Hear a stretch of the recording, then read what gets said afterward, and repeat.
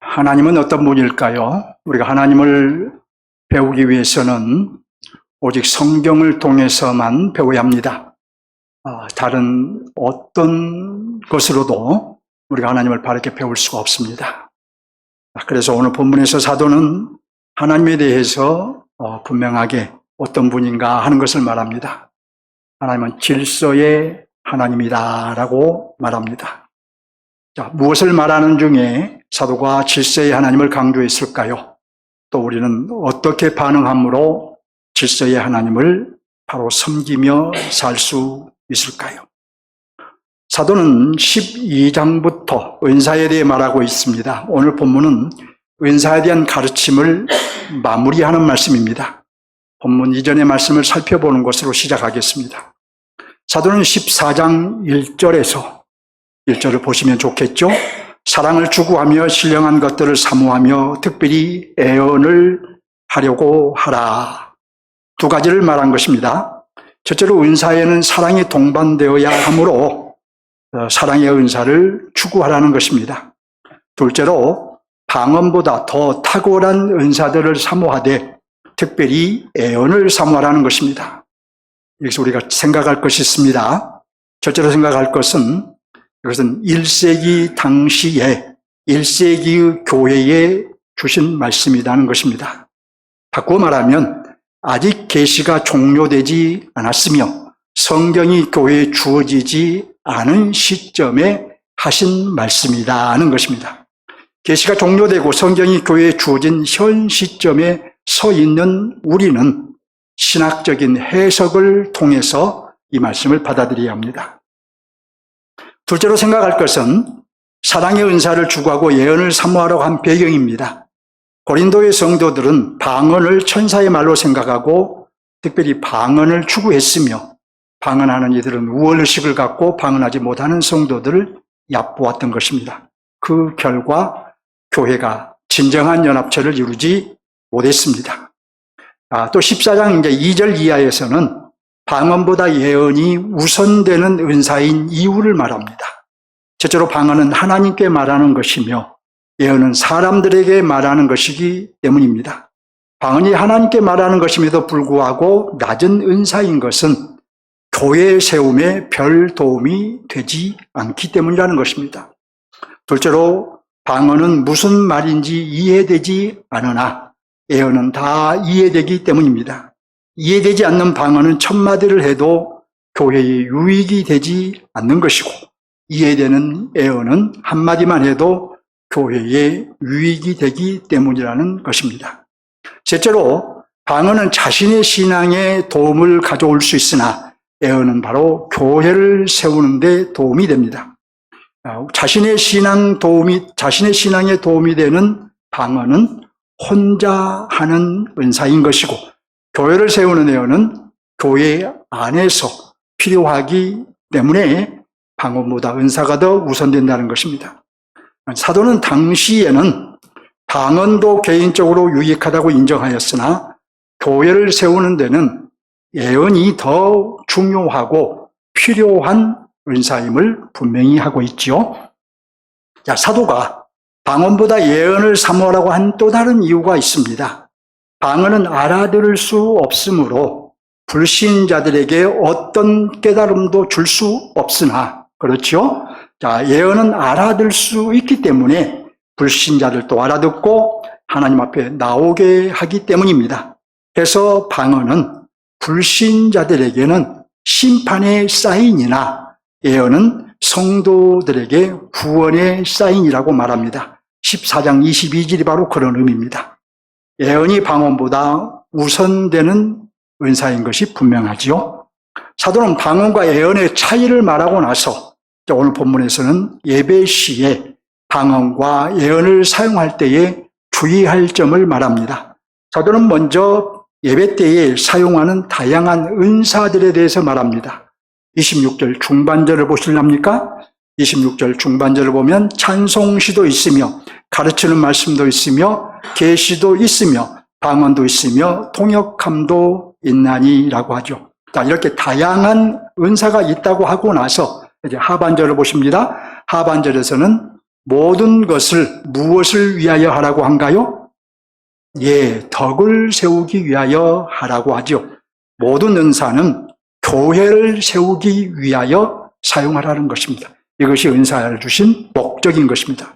그러니까 성령께서 은사를 주신 목적은 오직 하나, 바로 그리스도와 그리스도의 몸인 교회를 세우기 위함인 것입니다. 이를 위해서 은사를 사용할 때는 주의할 점이 있습니다.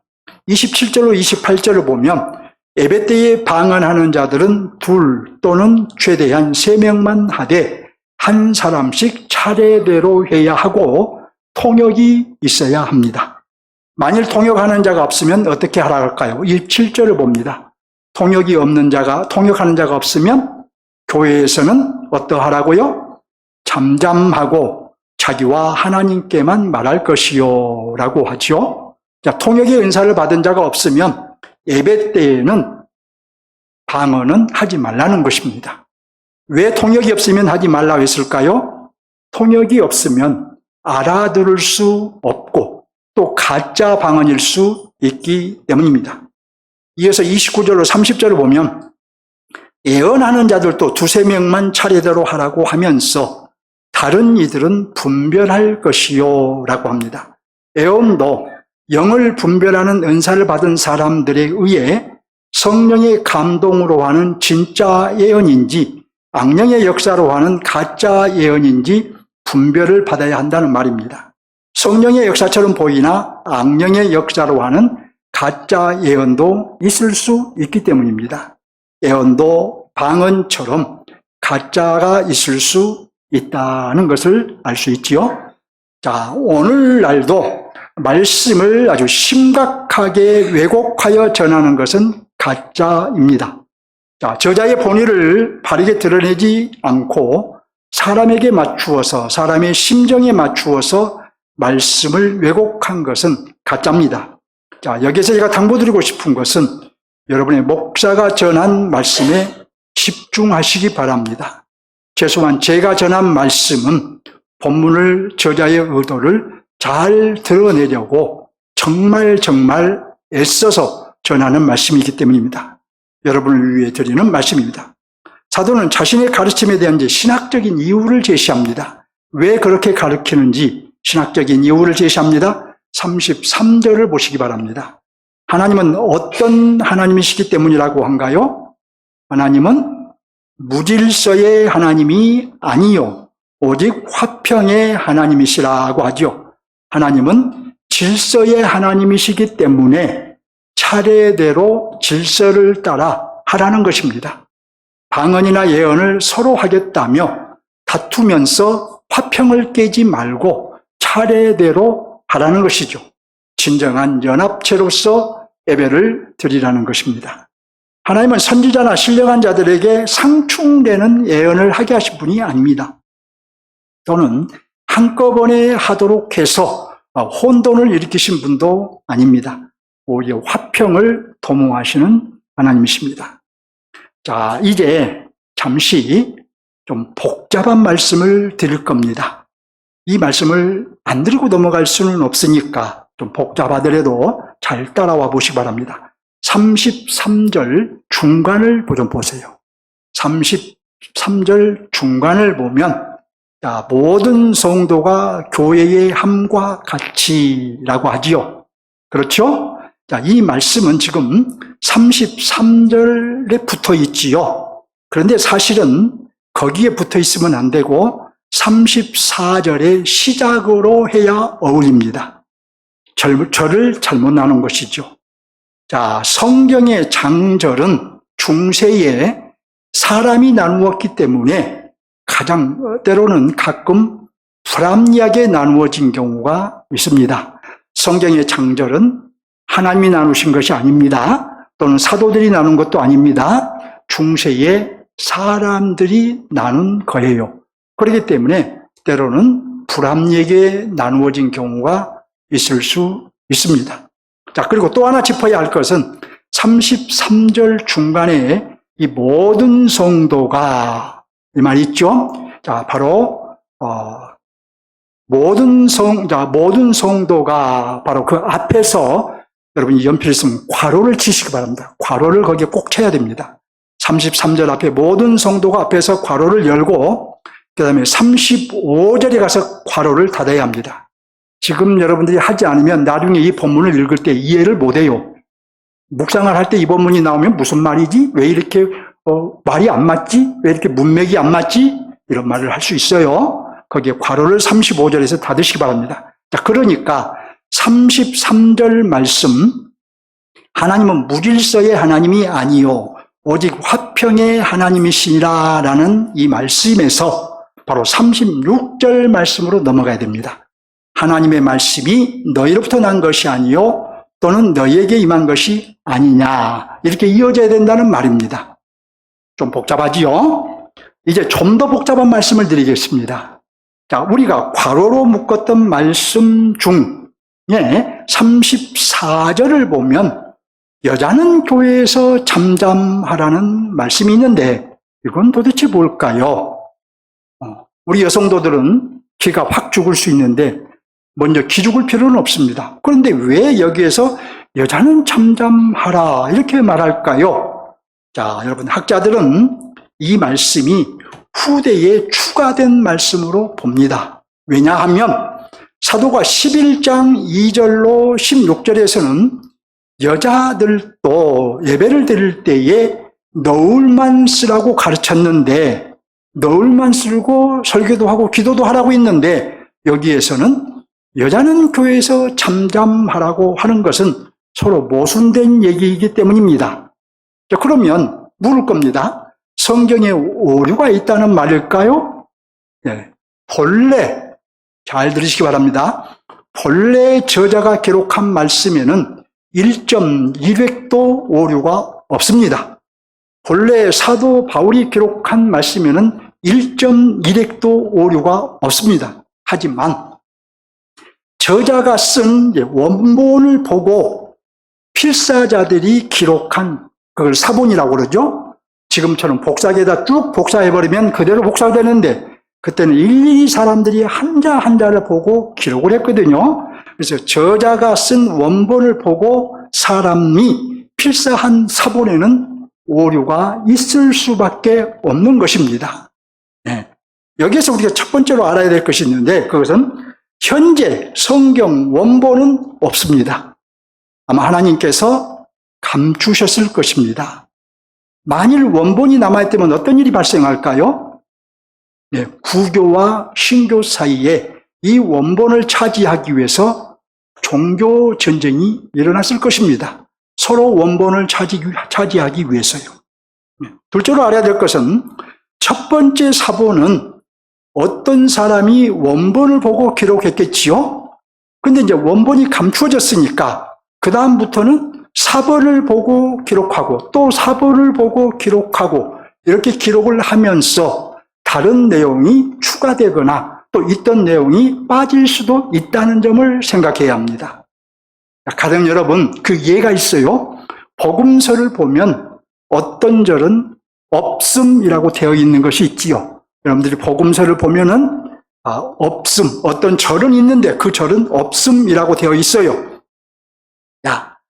이는 후대에 기록된 사본, 곧 신뢰가 떨어진 사본에는 있을지라도 오래된 사본, 곧 신뢰할 만한 사본에는 없다는 뜻이에요. 사본은 오래된 것일수록 원본에 가까운 사본으로 보는 것입니다. 후대에 기록된 것일수록 더 신뢰할 수 없다는 거예요.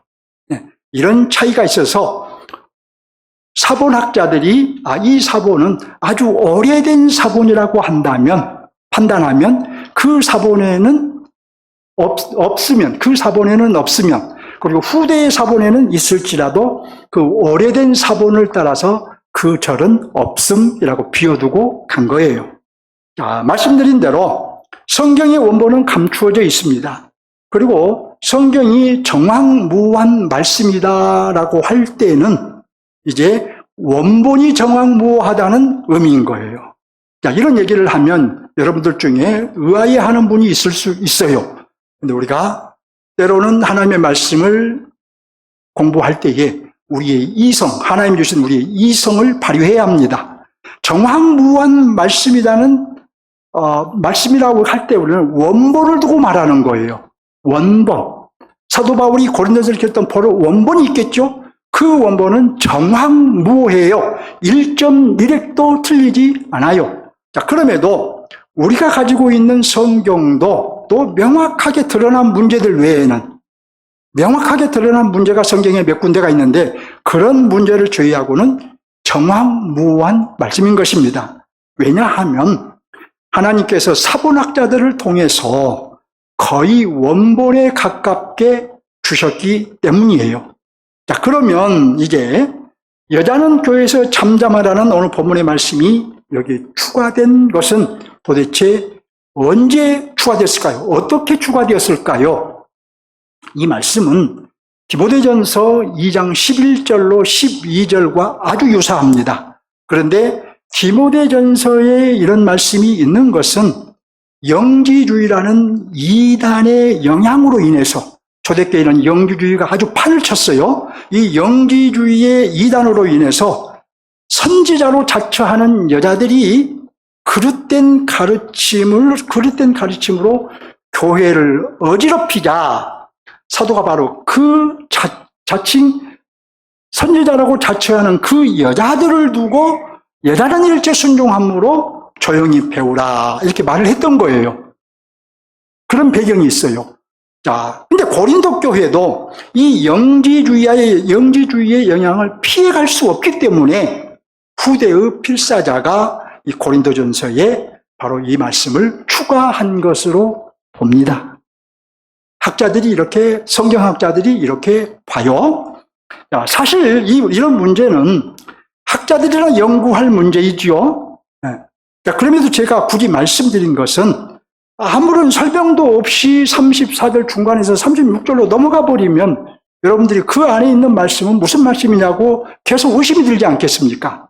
그래서 말씀드린 거예요. 자, 그래서 이제 우리는 36절로 넘어가서 36절부터 계속 봅니다. 자, 먼저 33절을 보세요. 다시 한번. 33절을 보시면 어떻게 분명히 이어지는가 봅니다. 하나님은 무질서의 하나님이 아니요 오직 화평의 하나님이시니라. 자, 이어서 36절을 봅니다.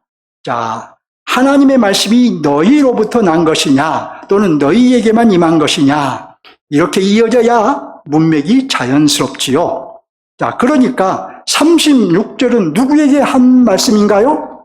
예언하는 자들이 무질서하게 예언하는 것을 두고 한 말이에요.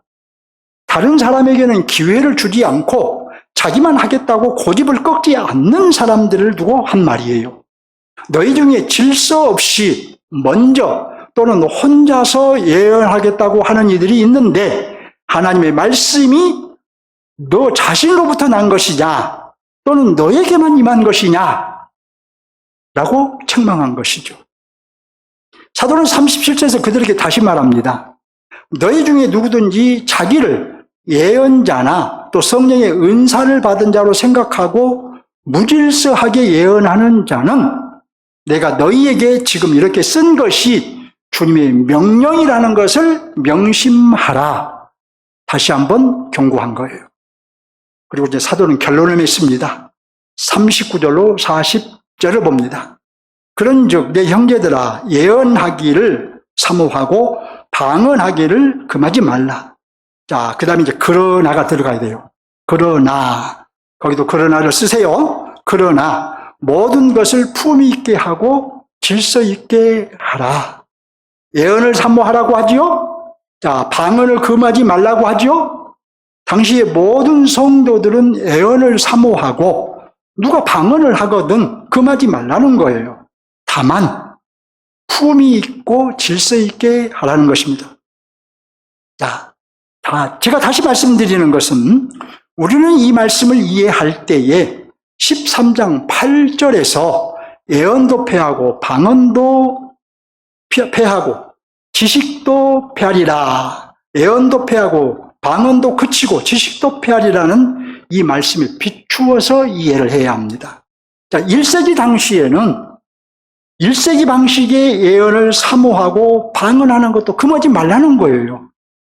계시가 종료되고 성경이 주어진 후에는 다시 사도가 말한 대로, 그 전에는 사도가 말한 대로 예언도 했어요. 방언도 했어요. 다 사도가 인정을 했어요.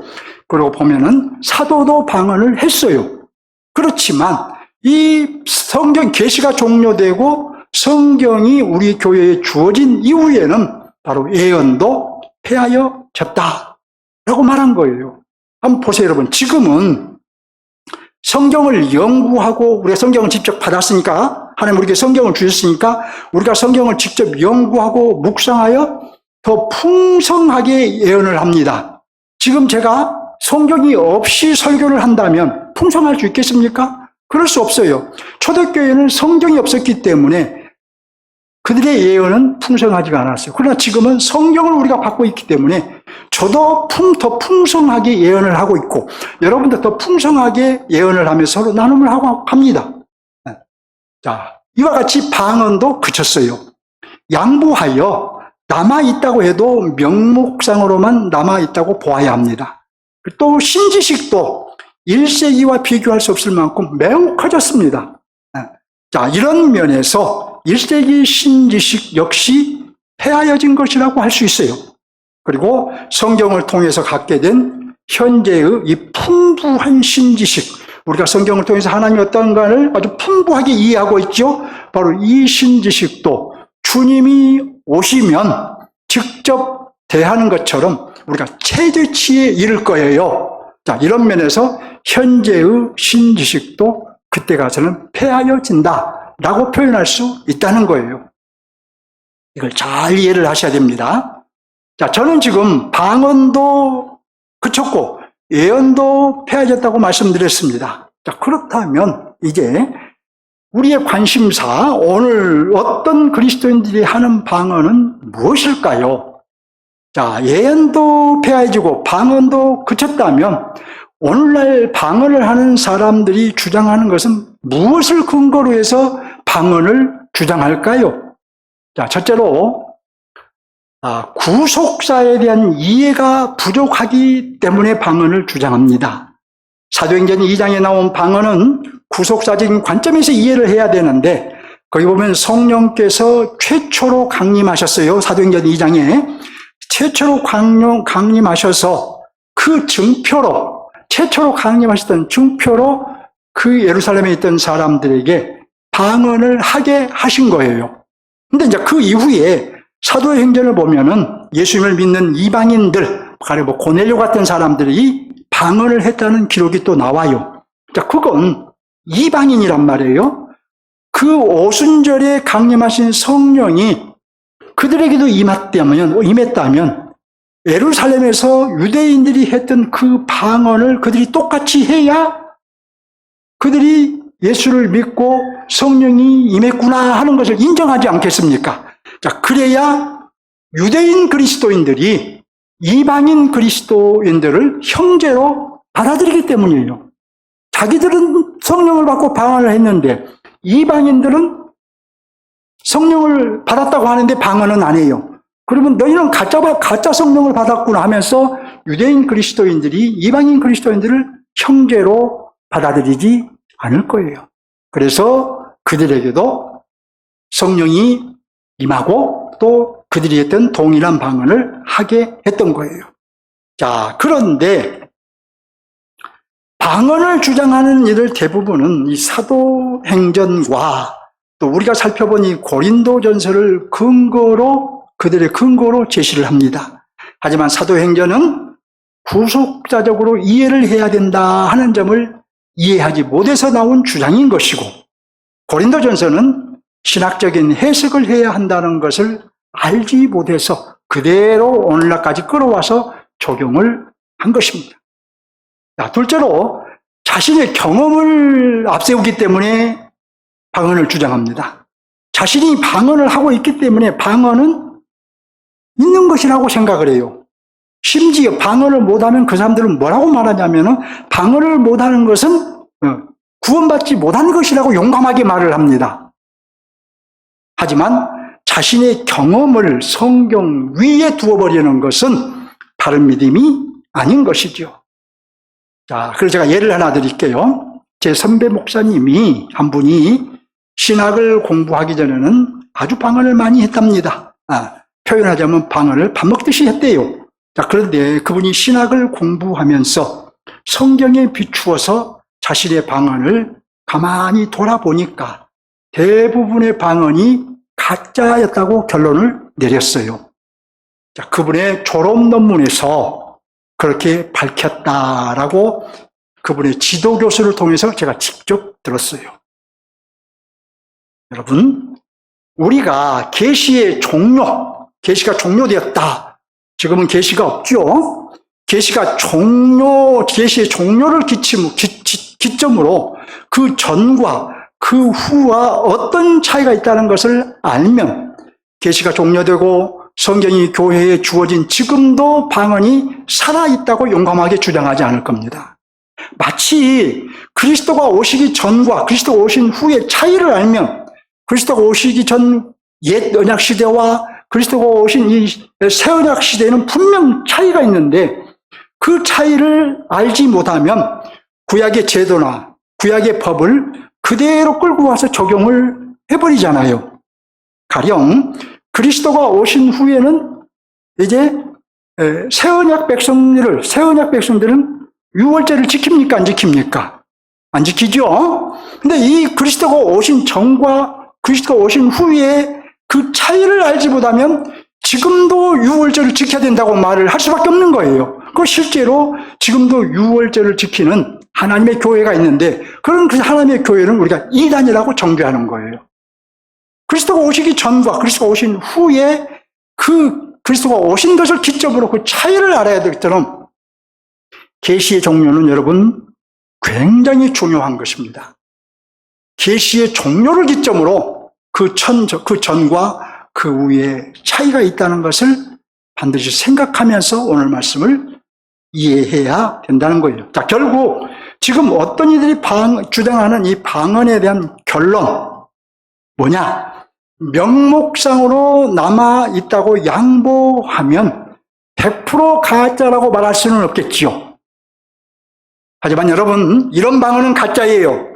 방언을 사모하면서 억지로 하거나 방언을 사모해야 일부러 막 혀를 꼬아대면서 합니다. 실제로 그래요. 기도원 가면 또 방언을 하고 싶어서 막 방언을 훈련을 해요. 한 사람이 방언을 못하는 사람을 막 따라하면서 막 훈련을 시킵니다. 반복해서. 이렇게 해서 하는 방언. 또 자신이 방언하는 것을 자랑하면서 무질서하게 하는 방언. 이런 방언은 가짜일 가능성이 매우 큽니다.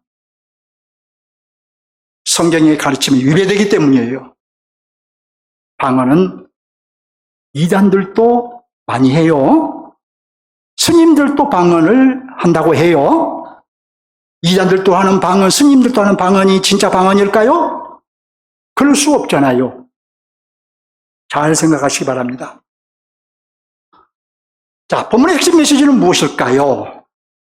방언에 대한 이해가 그래도 잘 안 되는 분은 제가 요즘 메시지를 강론을 올리지 않는데 지난주 강론하고 이번 주 강론 제가 올리겠습니다. 한번 강론을 자세히 읽으면서 생각을 많이 해보시기 바랍니다. 자, 사도가 본문에서 말하고자 한 것은 27절로 30절입니다. 27절을 보시기 바랍니다. 자, 만일 누가 방언으로 말하거든 두 사람이나 많아야 세 사람이 차례를 따라 하고 한 사람이 통역을 할 것이요. 자, 두 사람이나 많아야 세 사람이 차례를 따라 하라는 것이죠. 그리고 이제 28절을 봅니다. 만일 통역하는 자가 없으면 교회에서는 잠잠하고 자기와 하나님께 말할 것이요.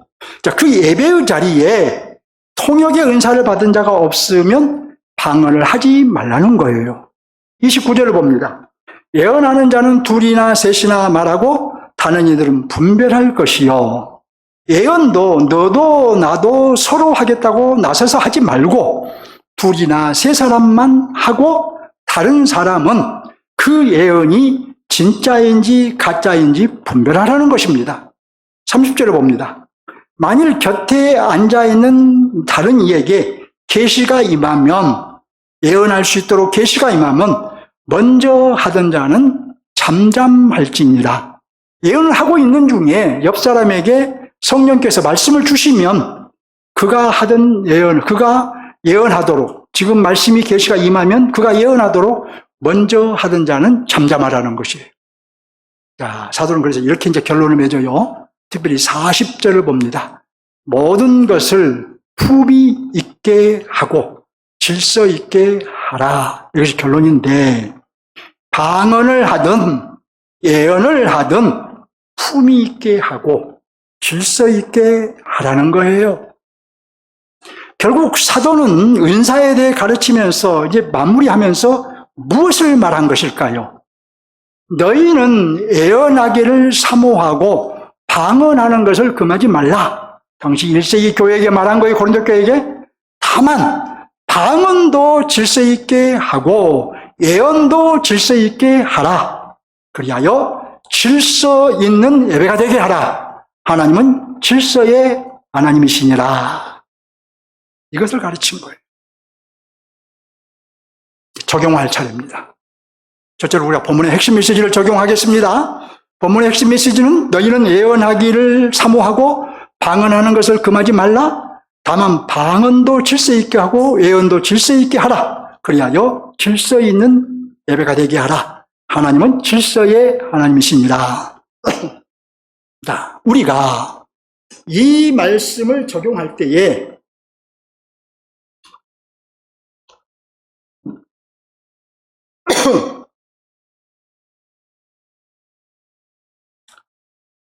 적용할 것은 질서 있는 예배입니다.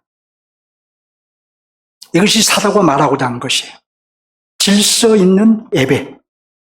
자, 당연히 우리도 그러므로 질서 있는 예배를 드려야 되겠죠. 그러면 우리가 질서 있는 예배를 드려야 한다 하면 무슨 말일까요? 어떤 점들을 우리가 적용을 해서 좀 더 질서 있는 예배를 드릴 수 있을까요? 첫째로 예배 생활에 질서가 있어야 합니다. 우리는 예배를 드릴 때에 늘 말씀드리는 것처럼 개인으로 드리는 것이 아니에요. 공동체가 함께 드리는 거예요. 예배에서 함께의 정신이 실종되면 바른 예배라고 할 수 없습니다. 따라서 우리의 예배 생활에는 질서가 필요합니다. 함께 드림으로 질서가 요구돼요. 자, 고린도 교회는 질서 없이 서로 방언하고 예언하려고 했던 것 같습니다. 했습니다. 자, 그래서 사도가 2사람 또는 3사람만 차례대로 하라고 한 것입니다. 예배에 질서가 없었기 때문에 그렇게 말한 거예요. 오늘날 우리는 어떤 면에서 예배의 질서를 지켜야 할까요? 한번 생각해 보세요, 여러분. 어떤 면에서 우리가 예배의 질서를 지켜야 할까요? 저는 이 질문을 하면서 머뭇거림 없이 제 머릿속에 떠오른 것이 있었는데, 자, 3가지가 떠올랐어요. 우리 교회가 이것을 지켜야 질서 있는 예배가 되겠구나. 첫째는 예배 시간에 늦지 않아야 합니다. 미리 나와서 예배를 준비해야 돼요. 우리가 성삼위 하나님께 드리는 예배이기 때문에 예배에 늦는 것 자체는 불경건이에요. 또한 예배에 늦으면 예배의 질서를 저해하게 됩니다. 또 함께의 정신에도 맞지 않습니다. 이 점을 반드시 개선해야 합니다. 자, 오늘 우리가 질서 있는 예배를 위해서 우리가 마음에 정해야 될 것은 바로 이 점이에요. 자, 또 하나는 자신의 지정석을 확보하여 앉는 것입니다. 여러분 중에 누군가가 지금 이 자리에 와서 여러분이 앉아있는 모습을 한번 본다면 제 말이 100% 공감이 될 거예요. 여러분들 그 자리에 앉아서는 그 말이 공감이 안 돼요. 그러나 저는 그것을 매주일마다 보기 때문에 여러분이 자신의 지정석을 확보하여 매주일 딱 그 자리에 질서 있게 앉아주는 거예요. 여러분, 아무것도 아닌 것 같지만 하나님이 보실 때에 질서 있게 앉아 있는 것보다는, 질서 없이 앉아 있는 것보다는 질서를 따라 앉아 있는 것이 훨씬 보기에 좋으실 것입니다. 별걸 다 잔소리 한다고 하지 마시고 개선해 주시기 바랍니다. 네. 자, 둘째로 내적인 질서를 지켜야 합니다. 내면적인 질서. 내면적인 질서란 우리의 마음 상태를 말합니다. 정신 상태를 말합니다. 하나님을 예배하면서 마음에 하나님 외에 다른 것이 가득하다면 질서 있는 예배자가 아닐 것입니다. 또 우리의 정신 상태가 모아져 있지 않다면 역시 질서 있는 예배자를 할 수 없을 것입니다. 셋째로 영적인 질서가 있어야 합니다. 자, 우리의 예배 순서는 영적인 질서가 있어요. 지금 우리가 예배 순서가 아무 영적인 질서 없이 그냥 이렇게 해가는 것이 아니에요. 자, 찬송을 한번 예를 들어 보겠습니다. 자, 우리는 가장 먼저 찬송을 할 때에 우리는 영광송을 합니다. 전에는 앞에서 영광송을 제가 표현을 해줬죠? 영광송을 하는 거예요. 그래서 우리의 찬송, 가장 먼저 드리는 찬송은 하나님께 영광을 돌리는 찬송이에요. 여러분이 가사만 보아도 바로 공감을 할 거예요. 예배에 들어간 우리는 가장 먼저 하나님의 영광을 뵙기 때문이에요. 자, 다음으로 우리는 성삼위성을 올립니다. 자, 우리가 배우는 하나님은 성부와 성자와 성령 하나님이시기 때문이에요. 자, 이어서 우리는 경배송을 드립니다. 예배는 곧 하나님을 경배하는 것이기 때문이에요. 이 영적인 질서를 위해서는 예배자로서 뚜렷한 마음과 정신이 요구됩니다. 지금 내가 성삼위 하나님의 영광을 배웁는다. 내가 성삼위 하나님 앞에 서 있다. 이런 뚜렷한 의식, 뚜렷한 정신이 우리에게 요구되는 거예요. 우리의 예배는 품위가 있어야 합니다. 질서가 있어야 합니다. 그래야 하나님께서 우리의 예배를 받으십니다. 예배에 품위가 있고 질서가 있게 하시기 바랍니다. 자, 질서 있는 예배는 이 정도에서 적용을 마치고, 이제 둘째로 하나님 나라 관점에 적용하겠습니다. 본문의 하나님의 나라는 사도들에 의해서 선포된 나라이죠. 자, 그러면 본문의 하나님의 나라는 과연 하나님 나라가 어느 면을 보여주고 있을까요? 자, 우리가 이미 앞에서 살펴본 대로 사도는 방언도 두세 사람만 차례대로 하라고 했고, 예언도 두세 사람만 차례대로 하라고 했습니다. 만일 예언을 하는 중에 곁에 있는 사람이 계시를 받거들랑 예언하는 사람은 거기서 멈추고 그 계시를 받은 사람이 말하라고 했어요. 사도가 말하고자 한 것이 뭔가요? 방언의 은사를 사용하든 예언의 은사를 사용하든 은사를 사용할 때는 절제가 필요하다는 겁니다. 은사 사용이 절제가 되어야 바로 질서 있는 예배가 되기 때문이에요. 자, 이로 보아 본문의 하나님의 나라는 절제된 은사 사용으로 예배하는 나라, 이렇게 말할 수 있겠죠? 방언도 절제할 때는 절제해야 되고 예언도 절제할 때는 절제해야 된다는 것이에요. 그런데 여러분, 우리의 예배는 순서가 있지요. 지금 우리의 예배는 순서가 있어요. 정형화된 순서가 있어요. 근데 고린도 교회와 같은 문제는 일어나지 않아요. 누가 예배 시간에 일어나서 목사님 내가 대신 설교하랍니다. 내가 지금 방언하랍니다. 이런 분은 없어요. 네. 따라서 우리는 이것을 적용할 때에 교회를 세우기 위해서 절제된 언행을 해야 된다고 좀 더 포괄적으로 적용할 필요가 있습니다. 자, 고린도 교회의 문제는 은사를 사용할 때에 절제하지 않는 것이 문제였다면 현대 그리스도인들의 문제는 언행을 절제하지 않아서 문제를 발생시키는 경우가 많기 때문이에요. 자, 특별히 무엇을 절제해야 될까요, 여러분? 성경에서 강조하는 절제가 무엇일까요? 자, 우리가 절제하지 못해서 문제를 일으키는 것은 무엇일까요? 여러분은 무엇이라고 생각한가요? 우리가 절제해야 될 것은 물론 한두 가지가 아니지요. 하지만 무엇보다도 우리의 혀, 곧 우리의 말을 절제해야 합니다. 말에 절제를 하지 못하면 여러 가지 문제를 일으킵니다. 그래서 성경도 말을 절제하라고 강조하고 있어요. 혀를 절제해야 건강한 교회를 세워갈 수 있고, 그렇게 건강한 교회가 세워져야 그 교회를 통해서 하나님의 나라가 확장되는 것입니다.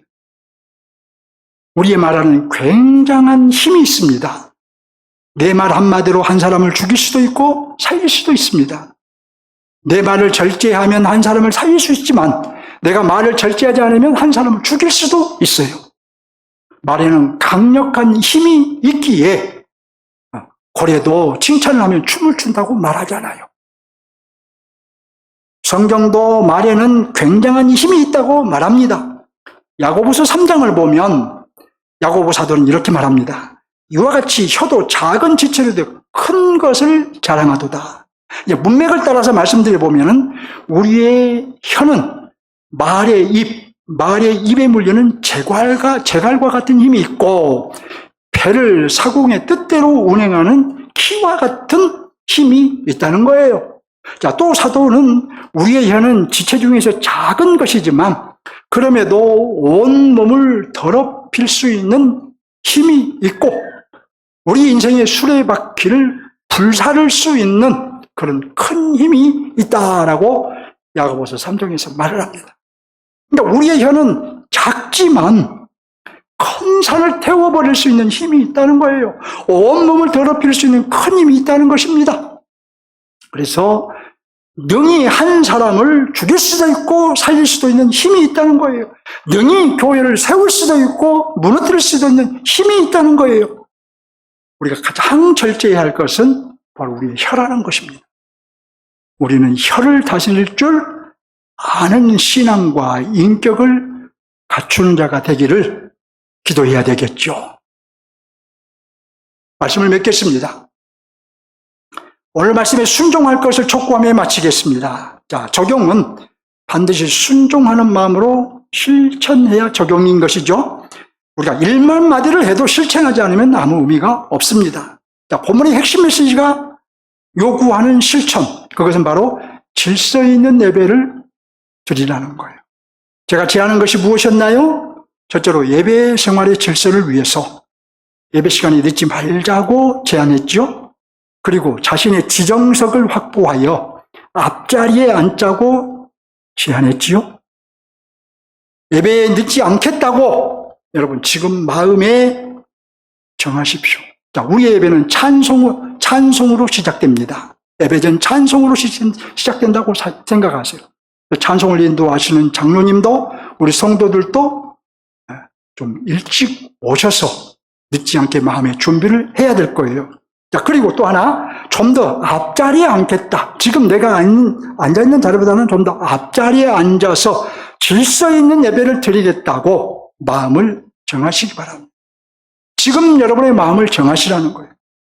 이건 질서 있는 예배를 위해서 작은 것이지만 우리가 실천해야 할 것입니다. 둘째로, 예배의 내면적인 질서를 위해서 우리는 마음 상태와 정신 상태를 세우자고 했습니다. 자, 우리가 하나님으로 가득 채워진 마음으로 예배를 드려야 되겠죠? 또 하나로 모아진 정신으로 우리가 드리도록 해야 되겠죠? 자, 이걸 위해서는 제가 늘 강조한 대로 토요일을 너무 분주하게 보내지 마시고 예배를 준비하는 시간을 갖는다면 많이 도움이 될 것입니다. 자, 셋째로 영적인 질서를 위해서 하나님 앞에 서 있다는, 우리가 이 예배 시간에 지금 내가 하나님 앞에 서 있다는 뚜렷한 정신, 하나님을 예배한다는 뚜렷한 마음, 찬송과 기도와 헌상 등을 하나님께 드린다는 뚜렷한 마음이 필요합니다. 그냥 생각 없이 하지 말라는 거예요. 우리가 예배를 형식적으로 드리지 말고 신전 의식을 가지고 드리자는 말입니다. 지금부터 뚜렷한 마음과 뚜렷한 정신을 가지고 드리시기 바랍니다. 언제까지요? 예배는 후주로 맞춰집니다. 축도한 이후에 후주까지 한 마음으로, 모아진 마음으로 드려야 돼요. 자, 또 하나, 이제 본문에 하나님의 나라가 요구하는 것도 실천해야 되겠죠? 그건 바로 혀를 다스리고 절제하는 것을 실천하는 것입니다. 가정에서도 여러분, 말로써 가족을 세울 수도 있고 상처를 주고 넘어지게 할 수도 있습니다. 예, 우리는 다 경험한 적이 있을 것입니다. 교회에서도 말로써 지체를 세우기도 하고 또 넘어지게 할 수도 있습니다. 이건 역시 우리가 직간접적으로 다 경험한 적이 있을 것입니다. 우리의 말에는 큰 힘이 있다는 것을 누가 할까요? 누구도 할까요? 네. 우리의 말에는 큰 힘이 있다는 것을 누구도 할까요? 사단도 알아요. 우리만 아는 것이 아니라 하나님만 아셔서 야고보 사도를 통해서 말을 절제라고 말씀하신 것이 아니라 사단도 우리의 말에는 엄청난 힘이 있다는 것을 알아요. 그래서 사단은 할 수만 있으면 우리의 혀를 절제하지 못하도록 합니다. 그래서 깨어있지 못하면 사단에게 속아서 혀를 함부로 사용하게 됩니다. 깨어있지 못하면 사단에게 속아서 가정에서도 말을 절제하지 못해 가족 간에 상처를 주고받게 합니다. 교회에서도 말을 절제하지 못해 지체들 간에 상처를 주고받게 합니다. 누가요? 사단이. 사단은 징글징글하게 우리를 공격합니다. 여러분, 사단은 우리를 여러 각도에서, 여러 면에서 징글징글하게 우리를 공격한다는 것을 아셔야 돼요. 혀는 반드시 절제해야 할 것입니다. 말의 입에 재갈을 물리듯이 재갈을 절제해야 돼요. 그렇지 않으면 돌이킬 수 없는 후회를 하게 됩니다. 우리의 혀가 산을 태우는 불이 되기 때문이에요. 내 인생을 태워버리는 지옥에서 나온 불이 되기 때문이에요. 우리는 특별히 말의 절제를 그래서 실천해야 되겠죠? 여러분, 듣기 좋은 말, 선한 말을 하십시오. 가정에서도 교회에서도 듣기 좋은 말, 선한 말. 근데 그 말도 진정성을 가지고 하십시오. 진정성이 없이 막 하면 과유불급이라는 말이 있잖아요. 그렇게 느껴져요, 상대에서. 진정성을 가지고 듣기 좋은 말, 선한 말을 하십시오. 사랑과 격려의 말 등은 누구에게나 필요한 거예요. 여러분에게도 필요하고 저에게도 필요하고 모든 사람에게 필요한 것입니다. 그러나 쓴 말이 있지요. 쓴 말은 참고 참으십시오. 비판하고 정죄하는 말은 입 밖에 내지 마십시오. 이것은 우리 모두의 과제일 것입니다. 저도 그런 과제를 안고 있어요. 혀를 다스리지 못해 하나님께 책망받지 않기를 바랍니다. 우리는 선포된 하나님 나라의 백성으로서 가정에서도 말의 절제를 실천해야 하고 교회에서도 말의 절제를 실천해야 하고 일터에서도 말의 절제를 실천해야 할 것입니다. 주님을 향해 한 걸음 더 나갑시다. 아멘.